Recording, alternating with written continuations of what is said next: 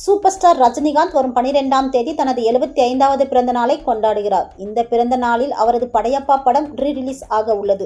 இது ரசிகர்களுக்கு மகிழ்ச்சியை கொடுத்துள்ளது. தமிழ்நாடு முழுவதும் எவ்வளவு தியேட்டர்களில் படம் ரீ-ரிலீஸ் செய்யப்பட உள்ளது. இது தொடர்பாக அவரது மகள் சௌந்தர்யா தனது இன்ஸ்டாகிராம் பக்கத்தில் மிகவும் மகிழ்ச்சியுடன் பகிர்ந்துள்ள தகவல் பலரது கவனத்தை ஈர்த்துள்ளது. படையப்பா படம் கடந்த 1999ஆம் ஆண்டு வெளியானது. படம் வெளியாகி சுமார் 26 ஆண்டுகள் ஆகிறது. இந்த படத்தில் பல நட்சத்திரங்கள் நடித்திருந்தாலும் படத்தை மொத்தமாக தூக்கி நிறுத்திய கதாபாத்திரங்கள் என்றால் அது ரஜினிகாந்த் மற்றும் ரம்யா கிருஷ்ணன். அதேபோல் படத்தை வேறு தளத்துக்கு கொண்டு சென்றது இசைப்புயல் ஏ.ஆர். ரகுமான் தான். இப்படி இருக்கும்போது இந்த படத்தை ரீ-ரிலீஸ் செய்கிறார்கள் என்றால் ரசிகர்கள் சும்மா இருப்பார்களா?